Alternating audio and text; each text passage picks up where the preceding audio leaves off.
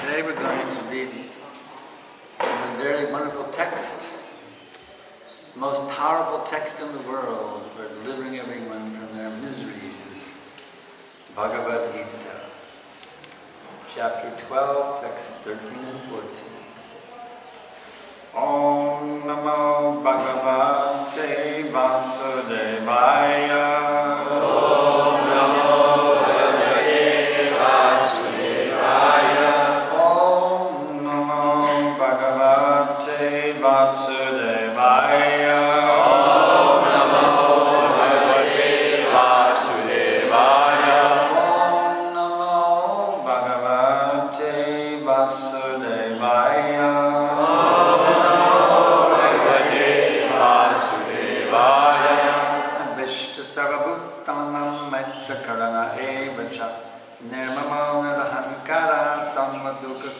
Chama santushastatatam yogi yatatam vidhanishchayaha mayarpitam manobudir yomad bhakta same priyaha.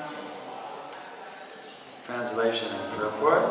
By His divine grace, Srila Prabhupada, one who is not envious, but is a kind friend to all living entities, who does not think himself the proprietor and is free from false ego, who is equal in both happiness and distress, who is tolerant, always satisfied, self-controlled and engaged in devotional service with determination, his mind and intelligence fixed on me. Such a devotee of mine is very dear to me. Well, how would you like to be dear to Krishna? Would you like to be dear to Krishna? Oh, yes. This is what you have to do. If you just follow this instruction, you'll become very, very, very dear to Krishna. So we should really all try to learn how to do this, even though we're not there yet. We should learn how to do this. Because if we do, we become intimately connected with Krishna, with Radharani, with Lord Chaitanya, with all the acharyas. It's a very powerful position. What is it called? Krishna consciousness. Yes, it's Krishna. This is real Krishna consciousness, not the kid stuff, but the real mature Krishna consciousness. You see, there's kid level and there's mature level. Right now we're at the kid level, we're in kindergarten. But this is graduate level Krishna consciousness. So we are not meant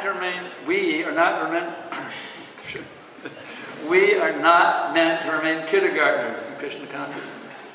We are meant to become mature like this that Krishna is talking about. Because when we do so, Krishna becomes present actually. We'll actually be able to see Krishna with every minute. Not just on the altar, but wherever we go, we will see Krishna is with us. Prabhupada even said you can eat with Krishna. Now we're feeding him, but at the highest level you can take prasad with Krishna on the perfectional stage. Once you regain that pure bhakti state. Anyway, let's read the purport. Get more nectar, Prabhupada. Coming again, let's see. Yeah. Coming again to the point of pure devotional service. The Lord is describing the transcendental qualifications of a pure devotee in these two verses. A pure devotee is never disturbed in any circumstances, nor is he envious of anyone, nor does a devotee become his enemy, his enemy's enemy. He thinks, this person is acting as my enemy due to my own past misdeeds, so it is better to suffer than to protest. In the Srimad Bhagavatam 10:14, it is stated, Tatte nukampam susamikshabano evatmagadam rupakam. Whenever a devotee is in distress or has fallen into difficulty, he thinks that this is the Lord's mercy upon him. He thinks, thanks to my past misdeeds, I should suffer far, far greater than I'm suffering now, So it is by the mercy of the Supreme Lord, I'm not getting all the punishment I'm due. I'm just getting a little by the mercy of the Supreme Personality of God. Therefore, he is always calm, quiet, and patient, despite many distressful conditions. The devotee is always kind to everyone, even to his enemy. Nirmala means that the devotee does not attach much importance to the pains and pleasures, the pains and trouble, pertaining to the body, because he knows perfectly well that he is not the material body. He is not identified with the body, therefore he is free from the conception of false ego and is equipoised in happiness and distress. He is tolerant and is satisfied with whatever comes by the grace of the Supreme Lord. He does not endeavor much to achieve something with great difficulty, therefore he is always joyful. He is a completely perfect mystic because he is fixed to the instructions received from the spiritual master, and because his senses are controlled, he is determined. He is not swayed by false arguments because no one can lead him from the fixed determination of devotional service. He is fully conscious that Krishna is the eternal Lord, so no one can disturb him. All these qualifications enable him to fix his mind and intelligence entirely on the Supreme Lord. Such a standard of devotional service is undoubtedly very rare, but the devotee becomes situated in that stage by following the regulative principles of devotional service. Furthermore, the Lord says that such a devotee is very dear to him, for the Lord is always pleased with all of his activities in full Krishna consciousness. Wow. Pretty powerful stuff Prabhupada given us here. Vandeham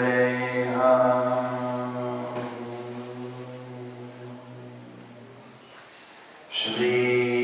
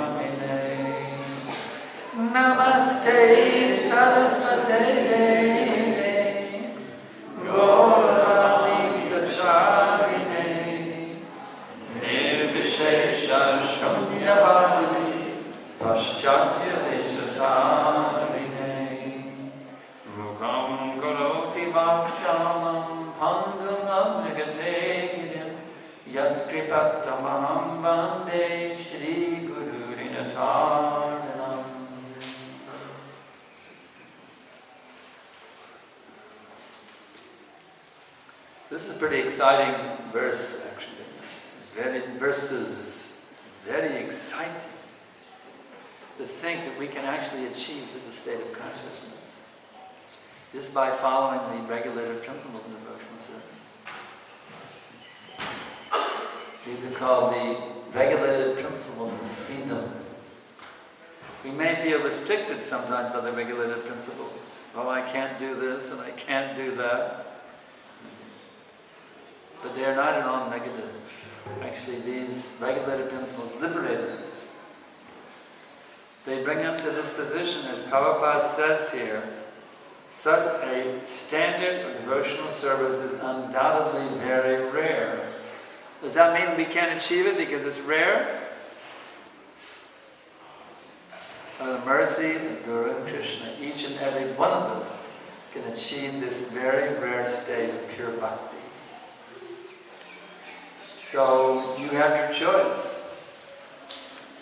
You can go after pure bhakti, or you can say, well, I'd just rather remain at a level of karma mishra bhakti, enjoying a little sense gratification, a few movies here and there, a little Hare Krishna mantra here and there, go to the temple, go to sense gratification. It's your choice. You can mix it, or you can make it pure. So you have to understand the benefit of making it pure by reading this pure book. If you make it pure, just like my wife and I, we flew all the way from London. There were so many movies available. The 12-hour flight, there's so many movies. How many movies have we watched? 0. We're not interested in those damn movies. A bunch of lusty people, having sense gratification. Who needs it? We have a greater movie going on. It's called Krishna's Pastimes. There's a cinema in your heart. If you go deep enough into the Hare Krishna mantra, you turn on the cinema within your heart, you can see Krishna's Leelas going on right there in your heart.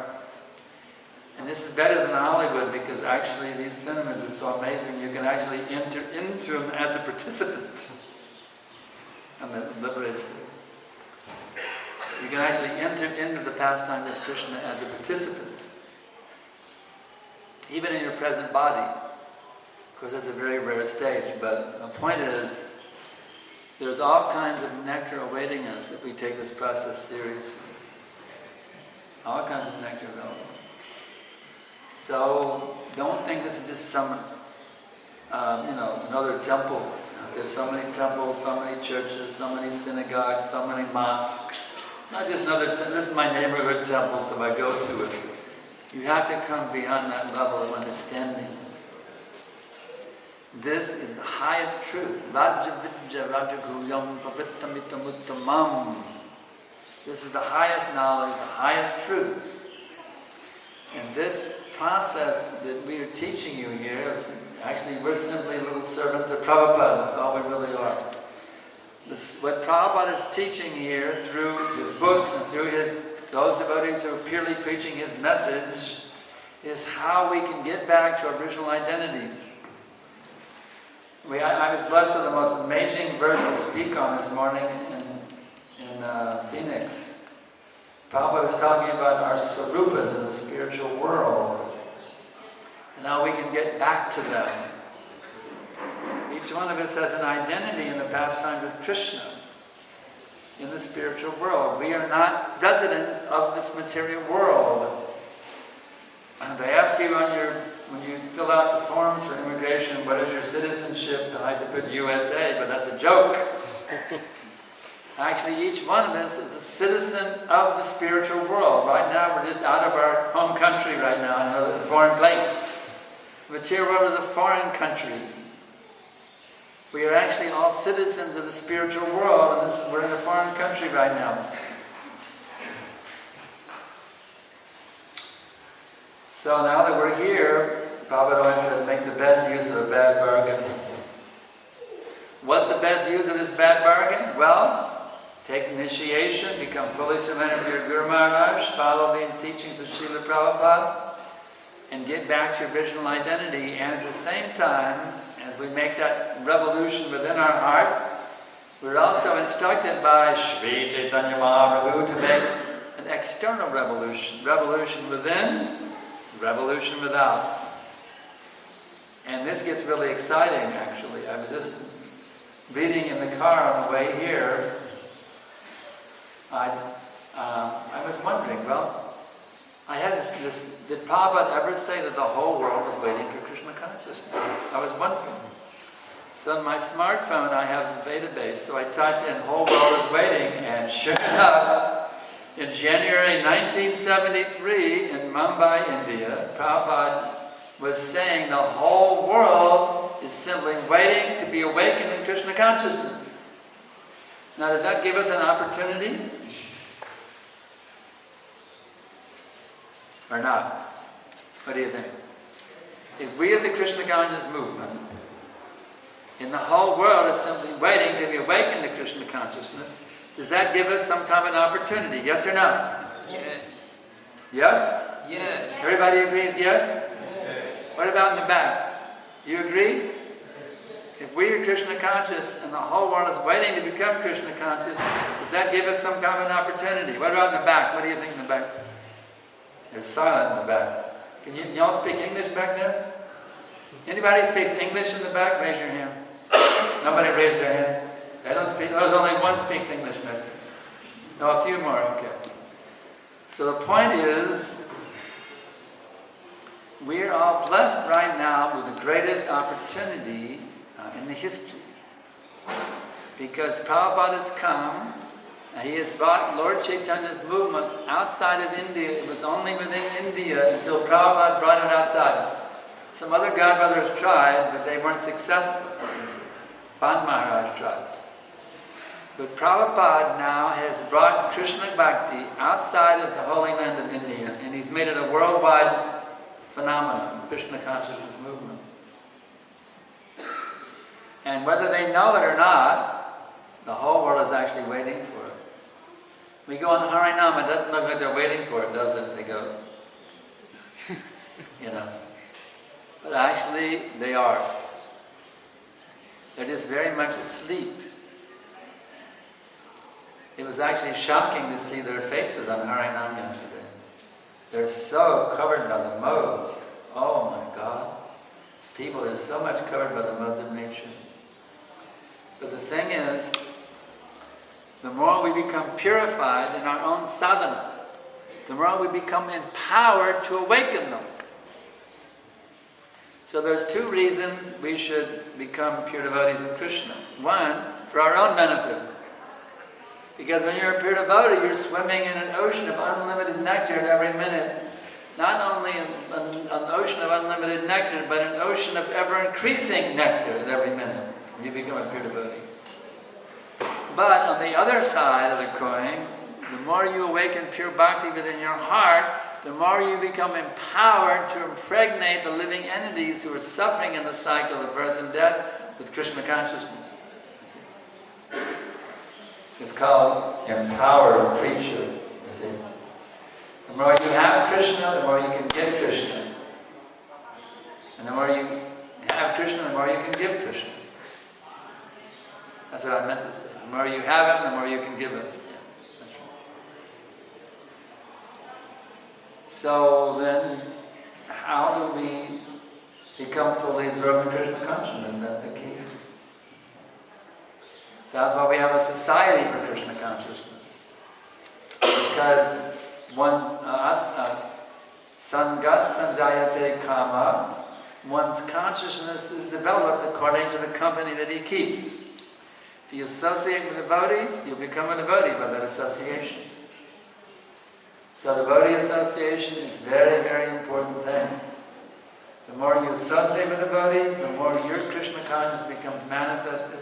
And the more that your Krishna consciousness is manifested, the more you are blessing others by your association. So how long does the lecture go for? 4:30? 4:30? Okay.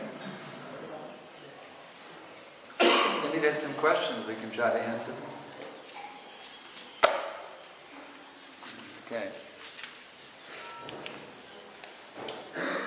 In the kids' level of Krishna consciousness, we are easily disturbed. This has an impact on our japa, how to overcome.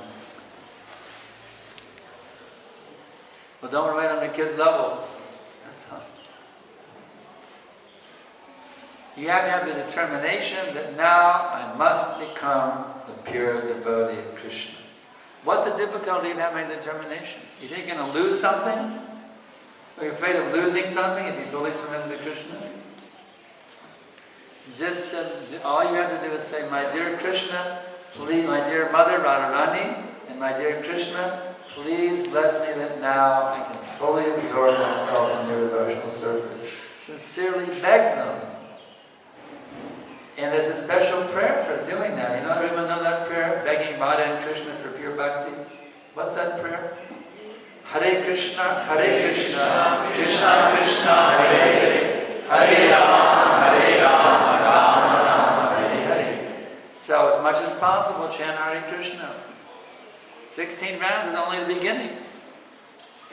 16 rounds is the minimum. It's not that you have to stop. You can keep chanting all day long if you want, 24 hours a day. In the kirtan, and just while you're walking down the street. Hare Krishna, Krishna Krishna, Hare Hare, Hare Rama, Rama, Rama, Hare Hare. Or you can pray in your own language. My dear Krishna, please bless me, I can be your pure devotee. Please help me get out of Maya. Please save me from sense gratification. Please let me become fully pleasing to my spiritual master and the great acharyas. You see, you can keep this thing going, calling out, calling for the mercy.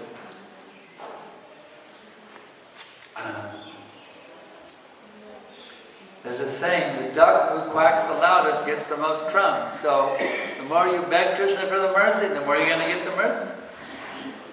You should always, 24 hours a day, be in the mood of begging Krishna for his mercy. Always. At every minute.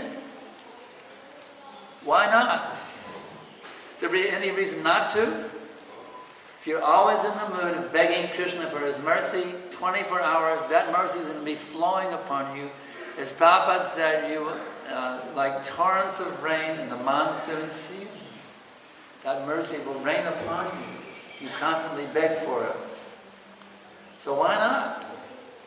Why not be a beggar? See, a lot of money a beggar. I'm pretty advanced, you know. I'm a business and I have a degree. Why should I be a beggar? Well, how did Prabhupada present himself? The most insignificant beggar. So you think you're better than Prabhupada? Should we think we're better than Prabhupada? No. If Prabhupada's an insignificant beggar, we should become beggars. That's it.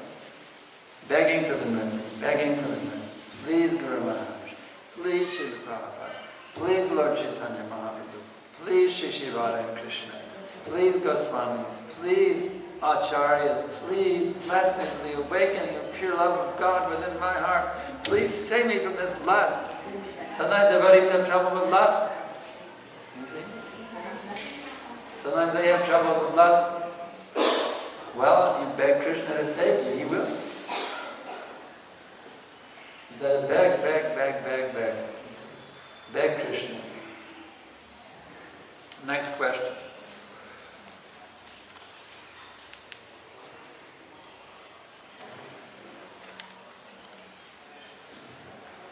How to always be self-satisfied. Very simple. Always try to satisfy Krishna. Let my every thought, my every word, my every deed, in all times, places, and circumstances be unlimitedly pleasing to my spiritual master, to Srila Prabhupada, to Lord Chaitanya, to Radha and Krishna, then you'll be satisfied, self-satisfied. Don't try to satisfy yourself. Try to satisfy them. If the hand tries to satisfy himself independently by squeezing the food in the fingers, will it get any nourishment? Zero. If the hand tries to satisfy the belly by giving the food to the stomach, the hand will get all the nutrition it needs. So you just try to satisfy Krishna, and then your satisfaction will come unlimitedly. When you satisfy Krishna, you will experience unlimited satisfaction within your heart. Guaranteed. Or double your money back. Of course, you didn't give any money, did you? Sometimes two devotees may have different ways of doing things. How to resolve of any clash that may arise. I was just asked this question in the email too. What about husband and wife? How do you live peacefully, husband and wife? There's an interesting story. My godbrother Tejas, you know Tejas? My godbrother Tejas, he was one of the early disciples in India with Prabhupada. And it was a very tight-knit family. It was just a few disciples and Prabhupada. It was a very tight-knit family. So Tejas' wife, Tejasini. Tejas and Tejasini would often have arguments. And then Tejasini would just go away. And Prabhupada would have to bring her back. Prabhupada was involved in all the family clashes. It was a very intimate thing. So Prabhupada said, why is there a difficulty? Why does your wife keep running away? He asked Tejas. He said, Prabhupada, she doesn't do what I say. And Prabhupada said this, she doesn't do what you say, then you should do what she says. In this way, live peacefully. So there you go, Grihastha. But only if it's Krishna conscious, okay? But within Krishna consciousness, if she doesn't do what you say, then you should do what she says. And the same principle between Indian devotees, you know. The point is, we're servants. We're not lords here. We're all servants. Don't try to be the Lord. Always try to be the servant. And when you do that, then we'll have perfect peace and harmony in our relationships here. Okay. Can you please tell us what is Jagannatha-astakam? It's 8 prayers glorifying Lord Jagannath.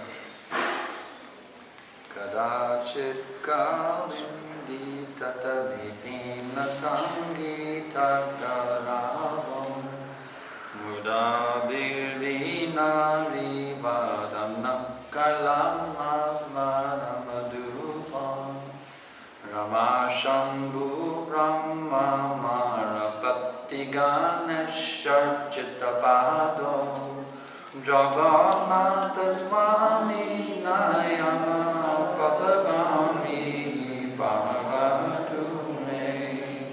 In the most beautiful prayers, actually, Jagannatha-astakam. Pastime of Jagannath, that'll be another time, I'll tell you. What is the Purushottama month? Well, Prabhupada never even mentions it in the database that I found anything. So for me, every month is Purushottama. Purushottama month means increasing Krishna consciousness, right? So for me, every month is Purushottama month. I'm always trying to increase my Krishna consciousness. So, but if you're not increasing it all the time, at least you should do it to your Purushottama month.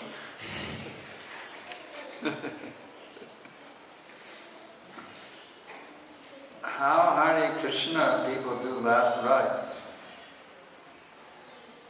When someone's getting ready to die, well, it's happening all the time. I've never administered them. I know what we do. The most important thing is you have a kirtan for the soul as they're departing. That's the most important thing. What you do after they're gone is not so important. There are some etiquettes, I'm not familiar with them, I haven't done them.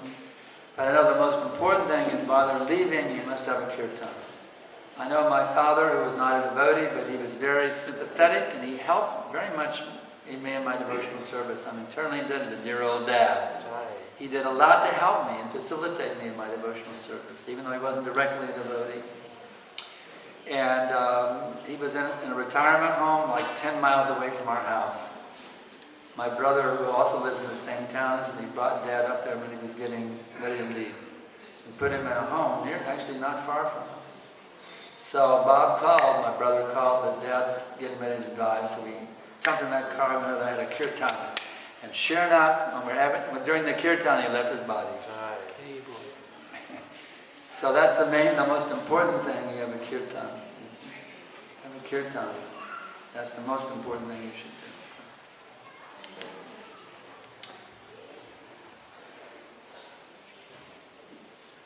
The other details of the etiquettes, they're not that important. The important thing is the kirtan. We know you've been practicing Krishna consciousness for more than 4 decades. Almost 5 decades now. Almost 5.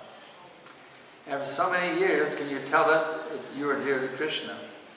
Well, we're all dear to Krishna, come on. We're all dear to Krishna. I'm just a nonsense, everyone's dear to Krishna. If no, it's not very encouraging after so many years. We're all dear to Krishna. Now the fact is that every one of Prabhupada's disciples is very dear to him. If you're dear to the pure devotee, you're definitely dear to Krishna.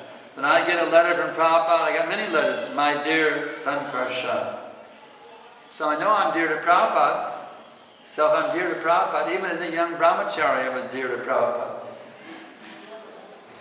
So anybody who takes this process up, even in your first 10 minutes, you immediately become dear. As soon as you say, now I want to become devoted to Krishna, then you're automatically dear, you're already dear. You're dear to Krishna. You don't have to wait 50 years to become dear to Krishna. You immediately become dear to Krishna. In Harinam, you observe that Mauritians are very much caught up in the modes. Prabhupada said Mauritius may become the first Krishna-conscious country in the world. How do we untrap them from the modes? It's very simple. The more you become Krishna-conscious, the more you become empowered. Here's one of the most amazing quotes in all of Prabhupada's books. You ready? He says, if one becomes absolutely perfect in his chanting of Hare Krishna without any offense, he becomes Jagadguru. And under his influence, the whole world becomes Krishna conscious. Wow. My God. My God. That is powerful. Well, what's holding us back from making this first Krishna conscious country in the world? Our nam-aparads. That's what's holding us back. So kick out those nam-aparads with boot. Kick them out. Become a pure chanter of the holy names. And even if one of us here in Mauritius can actually become to that level, that one devotee can make the whole island Krishna conscious. Why the whole island? The whole damn universe. It just takes one devotee to become completely pure. You see. So one could say, well, Prabhupada was a pure devotee. Why did it happen when he was here? A similar question was asked by Vishnu John Swami, who made me a devotee, by the way, of Prabhupada in Los Angeles one time. That Bhakti Manod said he was leaving this world with his work unfinished. What did that mean? He asked Srila Prabhupada. What did Bhaktivinoda Thakur mean when he said that? Prabhupada said, he is pure Vaishnava, he can immediately deliver the whole world. But he has left it unfinished, so we have some service to do. So in a similar way, Prabhupada had the power and the potency to liberate every living entity in this whole universe. But he left his work unfinished, so that we have some service to do. Now it's up to us to pick up where the great acharyas have left off and to push this movement further and further and further until the whole world becomes Krishna conscious. And as I mentioned a few minutes ago, Prabhupada, I'll remind you again, Prabhupada in Mumbai, they called it Bombay in those days, said that the whole world is waiting to be awakened in Krishna consciousness. So therefore you become, I'm talking to myself also, we should all endeavor like anything, begging, please Krishna, please Prabhupada, please Guru Maharaj, please bless me, I can now become a pure chanter of the holy names so that I can make this world Krishna conscious. That determination, that intense begging, we all must develop. And then you'll see magic happen all around you. You will. We will. Could you please explain kindly more about the nectar? This reminds me, back in '72, there was a wonderful preaching initiative called The Road Show. We had a rock opera. And Prabhupada endorsed it. Prabhupada actually liked it. He attended I was a member, I was one of the singers and dancers in the rock opera. Hey, Prabhupada actually attended our concert in Pittsburgh and he applauded after every song. Actually, in those days, devotees didn't applaud. That's something only karmis do. No one applauded. But only one member of the audience applauded, and that was Prabhupada. He applauded after every song that we did. So we had one song in our rock opera. The nectar of devotion is an ocean of bliss. Can you taste the nectar? Can you taste the nectar? I'll never forget that. So, what about this nectar? What about it? Well, I can only talk about what I've read in the scriptures because I'm not tasting much yet myself. A little bit I'm tasting, a few drops. But actually, that nectar is an ocean of unlimited bliss. There's so much nectar in one pure utterance of Hare Krishna mantra. That nectar can drown not only this universe, but every universe, in the unlimited number of universes in this material world can all be totally inundated with oceans of transcendental nectar simply from one pure utterance of Krishna. That's a little bit about the nectar. How do I stop being fault-finding? You shouldn't stop being a fault-finder. There is one person that is very much full of faults. And now you should become a very heavy duty fault finder of that person. That is you. I'm talking to myself also. The more, if you want to, we should all be fault finders. Because the fact is, we are honeycombed with faults. If we weren't, we would see Krishna at every minute. As Prabhupada told me, now you disqualify yourself to see Krishna face to face. A direct order from Prabhupada to me. So why can't I see Krishna face to face, as Prabhupada ordered me to do? Because I'm full of faults, that's why. Lust, anger, greed, madness, illusion, envy, you name it, I've got it. Right? That's all of our positions. So you should be a very pakka, heavy-duty fault finder of yourself. And then when you do that, you'll learn to appreciate the great saintly qualities of the other devotees. But if you're a nitpicker finding fault with this devotee, fault with that devotee, you won't go back to God. I guarantee you, those who just want to find fault with devotees, they don't go back to God. However, those who are very seriously cultivating Krishna consciousness within their own hearts, who are very seriously working to get rid of their own faults, are qualified to find faults in others. That's called spiritual master or senior devotees. Senior devotees are qualified by dint of their own sincerity and their own more interest in finding their own faults than the faults of others, in pointing out the faults of others. So we should learn to take advantage of when the senior devotee points out our faults. We should be very grateful and not defensive.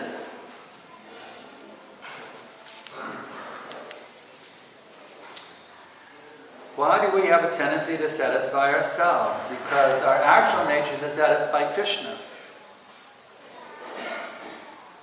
But we take that original pure state of wanting to satisfy Krishna and pervertedly apply it to ourselves. You see, that's the problem. So we have to take our tendency to satisfy and give it back to Krishna. You understand? Then we'll become satisfied. If you try to satisfy yourself, you will never be satisfied. But when you try to satisfy Krishna, you will find unlimited satisfaction. So in that way, you can satisfy yourself by trying to satisfy Krishna. So it's not wrong to want to satisfy yourself. You have to know the art of how to do it. The way you satisfy yourself is giving satisfaction to Krishna. When you give satisfaction to Krishna, you give satisfaction not only to Krishna and yourself, but you actually give satisfaction to all living entities throughout all of existence, whether they know it or not. So just try to learn the art of giving satisfaction to Krishna. That will give you unlimited satisfaction.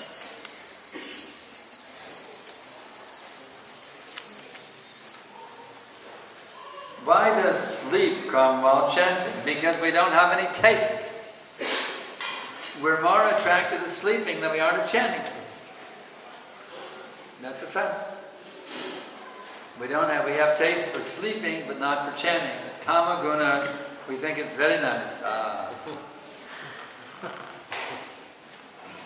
That's our disease. Because we're in a diseased state. It is necessary to take vows during Purushottama month. I already mentioned that for me every month is Purushottama. So we should always be taking vows and reaffirming vows at every minute during Purushottama month and all the time.